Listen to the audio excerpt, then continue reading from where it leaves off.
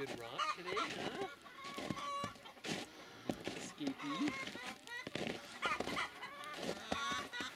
This is Bergen, our livestock guardian dog. Okay. He's 14 months old. That is, of course. 150 pounds. And he eats all meat scraps too. Yeah. So he's actually from Turkey, from the Anatolian Plain, and this breed of dog lived with the nomads. And it would travel and it would protect everything that was theirs. And everything, everything that was friendly, all the livestock it would protect, and everything else it would chase off. So it's been bred specifically to be a guardian dog for livestock. And we got him when he was a little puppy specifically for this. So he stays up here at night. Yeah. He got out last night. So this is an electric fence here, and that's very effective in keeping animals out. Coyotes and things like that. When they touch that once or twice, they don't come in. But if a chicken flies over or something like that, you could still have problems. Or a hawk or something like that can come. So last year when we first had our chickens, we had an electric fence, but we didn't have a dog. And we did have some coyote losses if they flew out or something like that. Since we got the dog, we haven't had a single predator loss. Wow. It's amazing. We brought him here when he was 12 weeks old. And chickens would just walk on top of him. He'd just let them walk right over him. Where'd he go? He's out wandering. Oh, okay. Somewhere. How'd you name him? We were looking for a big name. Bergen in Norwegian means mountain.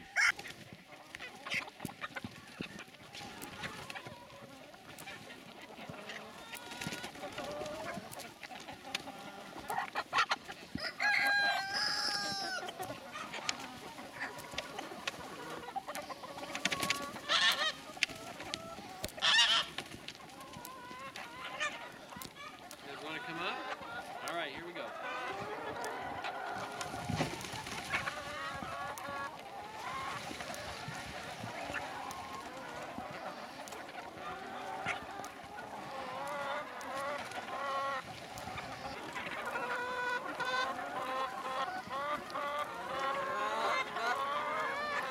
What I would use a tractor for. And I actually am putting this straw around because I borrow a tractor but not often enough. And so what I would do is I'd pull these tractors down. They're mobile. Use the tractor, pull them down, and then clean this off. And then that makes part of the next compost pile. They can stay down there a few days. And then after that starts to get pooped up and stuff, then you pull them back up here, clean off down there, make more compost pile. And so these chickens are constantly having a fresh place to live. Down in the back is the orchard. There's a pasture down there they can go run on, play on, find bugs. But we actually like them living on wood chips in the presence of a compost pile, because then we get to keep all of this manure and use it and make fertilizer. So it's actually a resource that we're harvesting and collecting and making soil out of. And we can make lemonade out of this, as you can see. It's so beautiful. Some more avocados for us. And so some of these won't be good, but then we just give them back to the chickens tomorrow. There we go. And actually, chickens don't really like citrus that much. So mostly that'll go to the compost, which is just fine. Every day, and now it's like I'm starting to understand. Both your parents were farmers in Denmark? Both of my parents grew up in Denmark. When did they both come to the United States or not? They did. They came separately. So well, I know that now, born in 1932 and 1934, and so they were like 6 years old when Germany invaded Denmark in World War II. And so on farms, they had their own food, but they lived with food rationing and some really hard times. And they're from that generation that uses everything. And I think I got a piece of that growing up, and would hear their farming stories. And like my dad's brother was a farmer his whole life, and just, like I'm starting to get it, that daily routine. Even though I'm new at this, it's like, wow, you got to be here every day. And it's actually a special feeling. Like these 500 chickens out here, they kind of depend on us having this arrangement that I bring them food every day. And then they give us eggs, and it's I don't know, it's a neat thing to be involved in the land in this way. I've gardened for a dozen years, and we grow most of our own food, but to step into having animals, and chickens are the simplest ones. I can't even imagine having a cow or being a dairy farmer. It's a really special feeling. In your early life, there was some ambition. You're an Eagle Scout. I am an Eagle Scout, yes. The call to the ministry. Yeah, before that I was a mechanical engineer. I didn't know about that. Yeah, I was a mechanical engineer. I worked in Denmark actually for a year on windmills. Yeah, family? I did visit, but I lived on a farm there, on a dairy farm that somebody knew, and commuted to work in a windmill factory. What did you study in college? Mechanical engineering. Okay. Where? I got my undergraduate degree from Cal Berkeley and a master's degree from Northwestern. So when were you at Berkeley? I graduated in '83, but I was only there for 2 years because from '79 to '81 I was at the Air Force Academy. Did you know that? Yes. Yeah. Now that comes back. So yeah. I did that too, and I'm very thankful I got to go there. And then I'm also glad I moved on to other adventures. I started in 1989. And actually the reason that I ended up going there was I bicycled across the United States when I was like 25. And it remains one of the pivotal experiences of my life, because for one, I wasn't sure I could make it across. I just pedaled every day.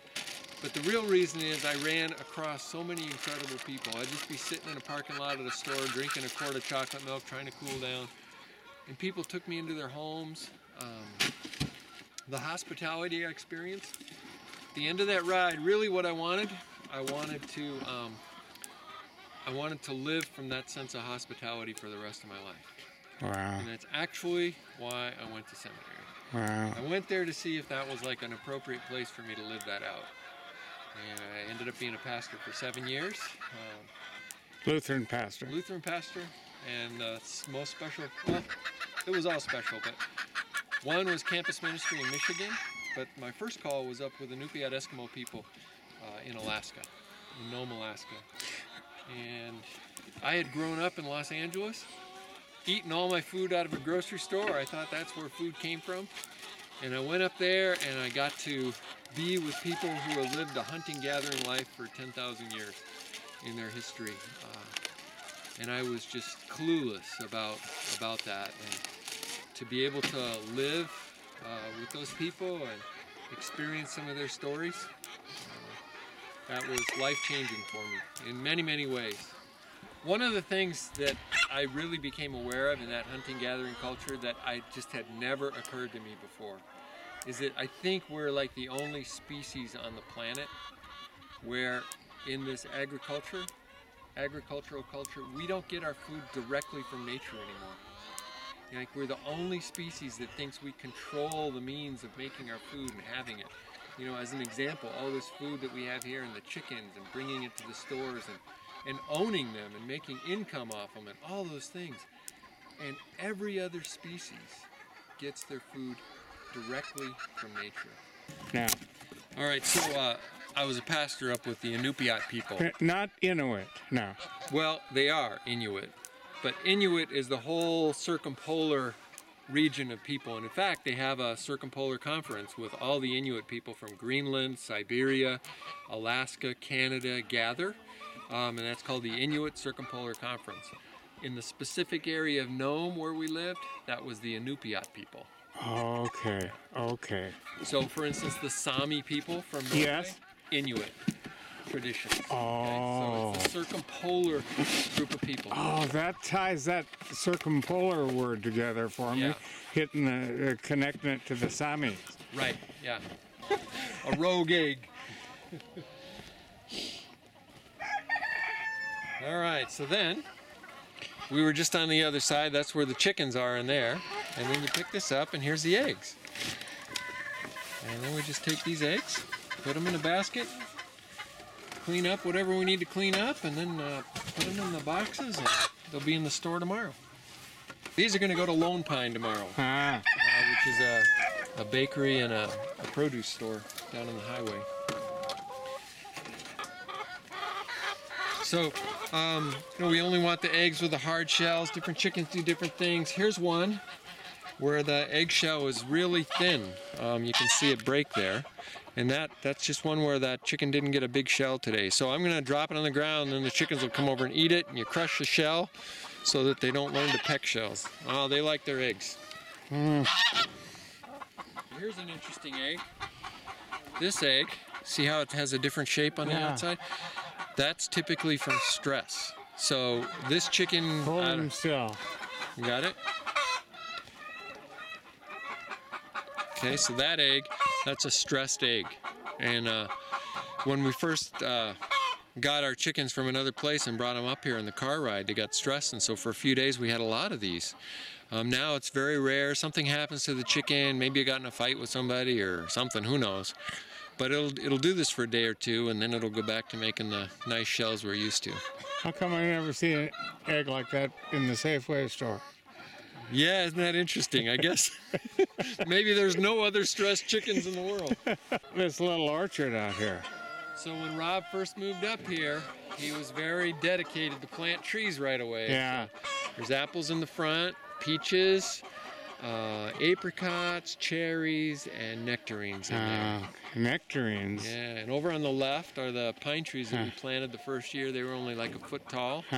So things are, bit by every year they get a little bit bigger.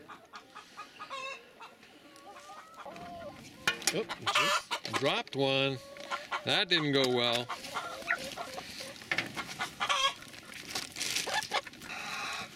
Oh, there's quite a few in here. Now is that the blue egg? Yeah, these are from the Americanas, right? Yeah, those are the ones that have more feathers around their neck. A little bit different. So they get a little dirt on them. We got to wipe it off, get them all cleaned up.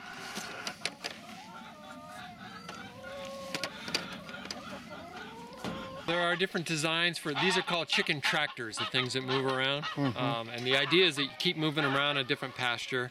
And we wanted to move them around on compost and wood chips, so we really collect all the manure. And there's a lot of designs that use these panels. They're called cattle panels, and they're really fencing material. And to make these hoops, we put a little wall on it to bring them up higher, and we're real happy with what we got. When we go to 3,000 chickens, they're gonna need to be bigger and more of them, but we'll get to that next. Day-old baby chicks. Half a year they should all be laying eggs. Wow. And it can start as early as 4 months. You were asking why I need a tractor and why other people need a tractor. And what I think we're doing unique here with this little farm is that all of the food that they're eating is coming from residual food, leftover food that we're collecting from restaurants and grocery stores. That makes a greener planet because less agricultural land needs to be planted, less energy needs to be used, and a lot less gets thrown out. And you're giving good food to chickens. So you're getting excellent eggs, and here's some of the eggs we were just collecting. And what I realized is I'd like to share this with people. This is a zero waste farm. In fact, it's negative waste. We're bringing in food from the outside that otherwise is going to be thrown out. That's turning into eggs. All the waste is turning into compost. That makes soil for gardens and for farmers for the next year. So this is something like, those of us that care about the planet, this is the kind of stuff we think about. And here's a really simple solution. And for me, it'll provide a living, but it's also something that could provide a living to other people. And that's what the Kickstarter is about, the fundraiser. It's like, if this inspires you, you could help. Because what I'd like to do is, when we have 3,000 chickens, I want to bring interns up. I want to train them how to do this, what it means to raise chickens, where to find all this food, how to sell the eggs. And then I want them to go and start out with a farm right away. So instead of having to work for years and years to create and get to this point where they have a livable farm, I want to give them 3,000 baby chicks to start, help them to build their housing when they're up at the farm learning, and send them away with a brand new tractor or a used tractor so that they can get started being full-time farmers. The family farm is in danger, right? Corporate farms get bigger and bigger. here's a way that farmers can make a living, make a real contribution, and people get to go home and have great eggs. The people that are buying these eggs here in Chelan, they say, keep this up. We really like this eggs. So that's what we're doing. And if it's inspiring to people to see this in more communities, I invite your support. Thank you. And how can people contribute to this? Well, we're going to get that address up at Kickstarter. It'll be a Kickstarter program, and you'll be able to put that on your video where it's going to be when we get that put together. Okay.